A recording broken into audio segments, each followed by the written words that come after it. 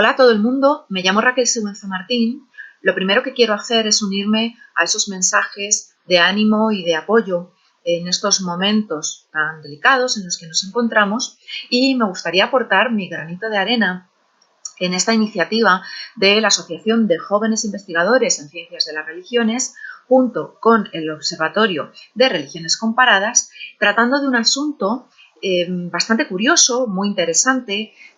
además desde el punto de vista estético o artístico, muy bonito, como es la utilización de la cera en la esfera de las creencias y de la religión, concretamente cristiana. De esta forma vamos a ver, en primer lugar, una serie de generalidades sobre la cera. Después veremos también algunas referencias bibliográficas, así como recursos de fácil acceso para quien tenga interés o curiosidad en ampliar sobre este asunto y una muy breve visión de cómo se ha ido utilizando este material tanto en el ámbito de lo profano como en el ámbito de lo religioso. Si bien, y vamos a tener también oportunidad de comprobarlo, en muchas ocasiones están íntimamente relacionados. De esta forma, si pensamos en esas características generales, hay que tener en cuenta, primero, que la cera se ha utilizado desde la antigüedad porque es un material muy fácil de trabajar, muy maleable y además da una apariencia, una vez terminada la pieza, da una apariencia de realidad muy grande. Pero esto tiene también una contrapartida y es que la cera tiene ciertos problemas o cuestiones acerca de su conservación preventiva que hay que tener presente. Empezando por la luz del sol, que afecta mucho a la cera, es un material muy sensible, se decolora muchísimo más cuando está policromada, pero también le afecta mucho la temperatura. Alrededor de los 35 grados la cera se reblandece y no solo esto, sino que además aumenta su característica natural de adhesividad, por lo tanto la suciedad se queda más pegada en la superficie. Mientras que cuando la temperatura desciende por debajo de los 5 grados, la cera se vuelve frágil, se vuelve quebradiza. Y además, cuando hay una temperatura que oscila, esa cera se contrae y se expande de manera que se pueden llegar a encontrar fisuras o incluso las piezas pueden terminar rompiéndose. Justo es lo que sucedía con esta mano de un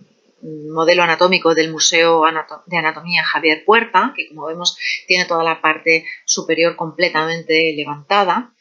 Y para evitar este tipo de problemas es habitual que las ceras, las composiciones en cera, se hayan protegido con vitrinas o que se hayan incluido dentro de muebles. Es el caso de esta vista de Nápoles de Nicolas Engelbert, creada hacia 1740 con ese marco tan trabajado, que se encuentra en la Real Academia de Bellas Artes de San Fernando, donde se restauró en el año 2010. Este es el catálogo donde se puede consultar la ficha correspondiente a esa restauración, un catálogo que además está en línea. Y junto con él tenemos también una serie de publicaciones como la ya clásica Historia del retrato en cera de Julius von Schlosser, aunque hasta lo que yo sé no hay traducción al español, y otras obras. Hay mucha publicación en italiano, porque es uno de los países donde más autores se dedican a la cera y con una mayor calidad. Y si pensamos en España, en Dialnet podemos localizar las publicaciones que han sido escritas tanto por Margarita Estella como por Jesús Urrea, ambos en el campo de la historia del arte, o más centrada en este caso en la restauración de las figuras de cera, Silvia Mico. Por otro lado, si pensamos dónde podemos localizar estas colecciones y para poder encontrar más información sobre estas piezas, tenemos varias opciones. En primer lugar, el Museo Victorian Albert a nivel internacional, que tiene una colección importante. Yo puse Gaetano Chumbo en la búsqueda porque es uno de los grandes nombres de esta escultura. Se puede hacer una búsqueda más genérica. Y en nuestro país tenemos CERES, la Red Digital de Colecciones de Museos de España, en la cual se encuentra una cantidad bastante importante de trabajos en cera, de calidad muy, muy destacada y con algunas piezas que vamos a ver en los próximos minutos. Y decía yo al principio que íbamos a ver dos bloques, por un lado ámbito profano, por otro lado ámbito religioso, aunque muchas veces están interrelacionados. Y si comenzamos por el primero, hay que destacar que dentro de la práctica artística se ha utilizado la cera sobre todo para realizar modelos previos a una obra definitiva. Y esto lo hacían tanto los plateros como los escultores o los pintores. Es el caso de este modelo de cera que realiza Jacopo Sansovino hacia 1513, hoy en el Museo Victoria and Albert, y que después sirvió para que Pietro Perugino pintara un descendimiento actualmente perdido. No obstante, hay que esperar hasta la segunda mitad del siglo XVI para encontrarse con aquellos escultores que deciden utilizar la cera para realizar piezas autónomas, para crear obras definitivas que no sean simplemente un modelo para otra más grande. De todas formas, esta escultura en cera tiene unos antecedentes. En el ámbito funerario hay que mencionar las palabras de Plinio en su Historia Natural, donde decía que las familias patricias tenían el derecho de crear galerías de retratos en sus casas donde exponían las mascarillas funerarias de todos sus antepasados para poder demostrar así su propia antigüedad. Después, llegada la Edad Media, se realizan una serie de efigies en cera para las ceremonias funerarias, fundamentalmente de los reyes, y sabemos, por ejemplo, que desde 1422, cuando fallecía un monarca francés, se disponía sobre su ataúd una efigie en cera. Una costumbre que se mantiene, la de crear estas efigies funerarias, se mantiene a lo largo de los siglos. Y, por ejemplo, lo que tenemos aquí forma parte de la colección de efigies funerarias de la Abadía de Westminster y representa a la figura de la duquesa de Buckingham junto con su hijo Robert, que muere en 1715 con solamente 3 años. Pero, como podemos apreciar, están completamente ataviados y enjollados a la moda de la época. Así, hay que destacar también que este trabajo en cera en muchas ocasiones está muy relacionado con el poder. Es lo que ocurre con este retrato de Felipe II que se atribuye a Antonio Abbondio, porque sabemos por documentación que este artista le retrató en cera en 1571 y parece que es bastante probable que se trataran de piezas que tenían una finalidad propagandística. Y esta escultura en cera se va a ir diversificando los géneros, no se va a quedar anclada solamente en representaciones de los poderosos, sino que también nos vamos a encontrar con obras como esta, que es una escena de género creada por Samuel Percy entre 1790 y 1820, aunque él era especialista en el retrato, pero hacen también este tipo de piezas. O este pequeño perrito está visto desde arriba, una obra de Catherine Andras, también en el Museo Victoria and Albert, que nos muestra el éxito que tuvieron estos relieves entre los siglos XVIII y XIX en Inglaterra, no solamente en este país, ya había hablado de Italia, y hay que añadir también España, donde hubo famosos escultores en cera, algunos de los cuales mencionaremos más adelante. Y vemos cómo en la actualidad la cera sigue siendo una materia para el trabajo escultórico. Aquí está la muestra, una obra de Urs Fischer titulada Julian, que además tiene un tamaño bastante grande, son alrededor de 2,5 metros de alto. Otro de los usos que se le da a la cera dentro del ámbito profano es el científico, para crear no solamente modelos botánicos, sino también estudios anatómicos como esta Venus anatómica, es así como se denominan, que forma parte de la colección del Museo La Spécola de Florencia. Comienzan a hacerse a finales del siglo XVII y sabemos, gracias a la documentación de este museo, que para llevar a cabo una única figura de cera era necesario diseccionar más de 200 cadáveres. Para satisfacer un poco la curiosidad en torno a este asunto, pues simplemente saber que existe la posibilidad de visitar el Museo de Anatomía Javier Puerta, aunque hay que pedir cita previa, o a través de internet en sitios como este de la Science Museum Group, donde uno puede hacer una búsqueda. Yo hice una muy genérica, Wax cera, y salieron más de 1000 resultados, la mayor parte de ellos pues figuras anatómicas, estudios de enfermedades y demás. De esta forma llegamos hasta finales del 18, principios del 19, donde vamos a encontrar primero que se prodigan los gabinetes de curiosidades, como el de Christopher Curtius en París, que fue muy apreciado por la aristocracia porque tenía una sección de pequeñas figuritas de cera de carácter erótico, y estos entretenimientos, que en un primer momento eran más propios de las clases altas, van a ir popularizándose, de forma que las figuras realizadas en cera empiezan a formar parte de los museos de cera, y poco a poco comienza a considerarse que se trata de un producto más artesanal que artístico, y por lo tanto se aprecia menos. No obstante, y dejando ya ese área, esa esfera de lo profano, entrando ya en la de las creencias, hay que decir que la cera ha sido y sigue siendo un material que utiliza casi toda la sociedad, y precisamente en este campo vamos a encontrarnos con que muchas veces se aunan las creencias, las costumbres, incluso, y es lo que ocurre con las velas, que funden lo utilitario con lo simbólico, porque es cierto que son necesarias para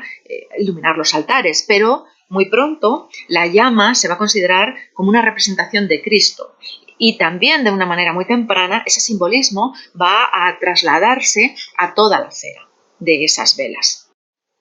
Estas están a su vez relacionadas con algunas costumbres, por ejemplo, en torno al nacimiento, como el encender velas a San Ramón Nonato o a la Virgen del Buen Parto, que se encuentra en la Catedral de Valencia, o también en la esfera de la muerte, como la utilización en el País Vasco de las arguizayolas o cerilleros de difuntos, unas piezas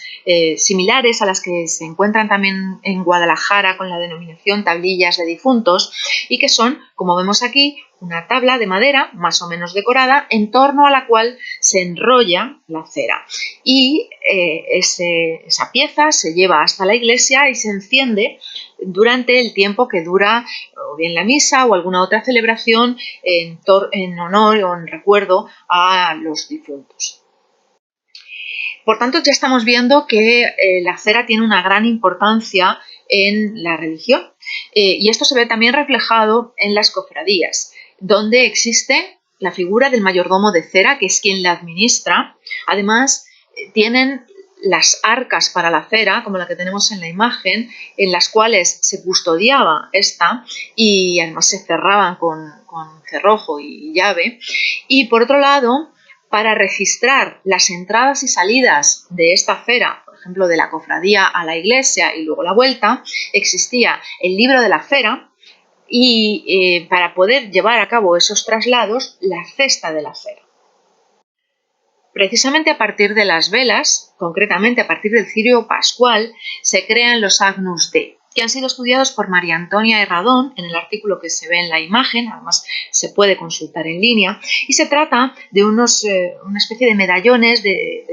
habitualmente de forma oval, en los cuales en una de sus caras aparece la figura del Cordero Pascual, y en la otra o bien la imagen del crucificado, de la Virgen María o de algún santo. Y se convirtieron en unas piezas muy codiciadas porque se les atribuía poderes contra todo tipo de males, fuesen estos corporales o fuesen espirituales, desde la protección frente a los malos espíritus o la protección contra la muerte repentina, los incendios o los rayos. Otros de los elementos que tradicionalmente más se han trabajado en cera, aunque los hay en plata y en otros materiales, son los exvotos. Tienen su origen en la antigüedad y suelen ser reproducciones de órganos, partes del cuerpo o incluso animales. Habitualmente se ofrecen a la divinidad después de haber hecho una petición y cuando ese ruego ha sido concedido. Por lo tanto, solían llevarse a las iglesias, en muchas de ellas todavía se conservan en algunas estancias esos exvotos colgados. Traigo esta referencia a una exposición virtual que está actualmente está en línea, porque me pareció muy didáctico, estaba muy bien explicado y además se pueden ver imágenes que nos pueden resultar curiosas y para poder ampliar un poco más en el tema de los esbotos. Y como ya había dicho, es precisamente esa apariencia de realidad que ofrece la cera, aparte de que es más barata que, por ejemplo, la plata y otros materiales, la que hizo posible que fuese muy utilizada para los esbotos. Es la misma razón por la cual se utiliza también para los relicarios de cuerpo entero. Estos, durante mucho tiempo, se creyó que ofrecían únicamente las reliquias que estaban a la vista, como las que se ven en la imagen superior, es el relicario de Santa Celeste de la iglesia de Santa Teresa la Nueva de México, donde en la parte de la derecha vemos cómo se dispone un espejo para poder observar las reliquias, que en este caso son los huesos de los pies, pero una reciente investigación aplicando técnicas radiológicas ha demostrado que muchos de estos relicarios contienen también otros restos en su interior. Es lo que sucede con la cabeza que tenemos en la parte inferior, es la cabeza relicario de Santa Faustina, donde el cráneo es la propia reliquia que se encuentra completamente recubierto por la cera. En este caso, un relicario que se encuentra en la Catedral de Durango, en México. Además, tenemos que por esa apariencia de realidad y por esa facilidad de trabajo, la cera se ha utilizado con otras finalidades. Durante la Edad Moderna se pensó que las brujas podían matar a un enemigo simplemente clavando agujas en un muñeco de cera como el que tenemos en la imagen. Este, de hecho, está tomado de una página web, lo venden por 15 euros más gastos de envío, aunque nos advierten que son muñecos que pueden utilizarse también con una finalidad benéfica, no solamente para hacer daño a los demás. Y llegamos así a la manera de utilizar la cera más relacionada con el arte, las representaciones artísticas que muchas veces están íntimamente unidas con las devociones particulares. De esta forma tenemos que, en primer lugar, podemos encontrarnos con la utilización de la cera en representaciones en 3 dimensiones de obras pictóricas, es lo que ocurre con esta Magdalena penitente. En la imagen de la izquierda tenemos la pintura de Bartolomeo Schedoni, que se encuentra en el Instituto de Arte de Minneapolis, mientras que en la derecha se encuentra la representación en relieve que, basándose en la pintura, hizo Giovanni Battista Pieri, hoy localizada en el Museo Nacional de Escultura. Junto con esto, tenemos también los denominados escaparates o teatrinos, unas urnas acristaladas en las que se incluye una escena realizada con pequeñas figuras en cera. Uno de los grandes momentos de esplendor de los teatrinos fue el barroco, y aquí tenemos este que representa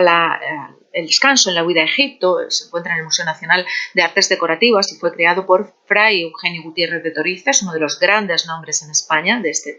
trabajo en cera. Está firmada y está fechada en 1696. Merece la pena entrar en Ceres y consultarlo para poder ver toda la información acerca de la pieza y las fotografías ampliadas. Junto con esas piezas firmadas o atribuidas, como la que acabamos de ver de Torices, otra que se encuentra en el monasterio del Escorial de Caterina de Giulianis, o una pareja de José Calleja en el monasterio de la Encarnación, lo más habitual es que tengamos piezas que son anónimas, pero no por ello de menos calidad. Es lo que ocurre con este taller de Nazaret, que se encuentra en el Museo Nacional de Escultura, donde yo invito de nuevo, entrar en Ceres y ampliar la imagen, porque desde luego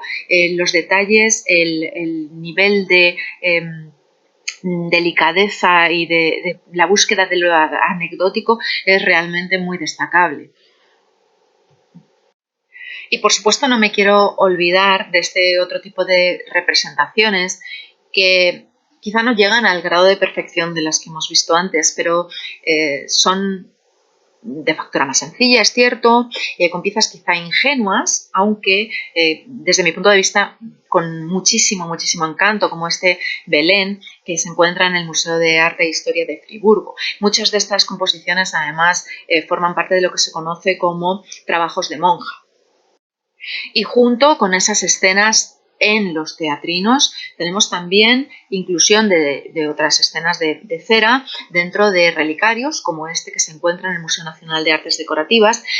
donde la escena central representa la escalera o el sueño de Jacob y las reliquias están en el eje vertical que cruza todo el centro de la escena. Justo en la parte superior e inferior del marco están las tecas con las reliquias. Igualmente, otra posibilidad es incluir esas escenas de cera dentro de muebles como este contador. Se trata de uno de los dos que se encuentran en el Museo Nacional de Escultura. Esta es una de esas escenas con las Tentaciones de San Antonio Abad, donde me llamó mucho la atención sobre todo ese pequeño diablillo del que he puesto el detalle. Y esta es otra de las formas más habituales en las que nos podemos encontrar las esculturas en cera, los fanales. Se hacen muy populares en el siglo XIX, aunque los hay anteriormente. En España, concretamente, durante la etapa isabelina. Y no solamente custodian escenas de cera, sino también grupos en terracota, composiciones con conchas o con aves disecadas. Y se hacen tan populares que lo que traigo aquí no es una obra, digamos, real. Se trata de una miniatura para una casa de muñecas decimonónica que mide 3 centímetros de altura por 2 de diámetro. Hasta tal punto se hicieron famosas este tipo de decoraciones. Y aunque son menos habituales, nos podemos también encontrar escenas de cera dentro de joyas como esta rosa de pecho del Museo Nacional de Artes Decorativas de finales del siglo XVII, con el Niño Jesús en cera y toda la montura en plata con diamantes. Me parece especialmente significativo porque es un momento, el siglo XVII, en el que el gusto en la sociedad es mostrar públicamente las creencias, la fe particular y llevarlo en una rosa de pecho me parece especialmente significativo. Y quiero concluir con esta imagen, que es de factura italiana, aunque de autor anónimo, porque me parece que es un colofón perfecto para ver cómo lo profano y lo religioso se pueden llegar a unir. Aquí tenemos un Cristo a la columna que, sin embargo, ofrece el torso practicable, de manera que se puede ver no solamente los huesos, sino incluso los órganos internos, con una especie también de estudio anatómico junto con la imagen religiosa. Bueno, pues hasta aquí este brevísimo recorrido sobre la utilización de la cera en el ámbito de la expresión religiosa. Solo me queda despedirme reiterando todo mi apoyo en estos momentos, agradeciendo la posibilidad de haber estado aquí y esperando que nos podamos volver a ver muy pronto.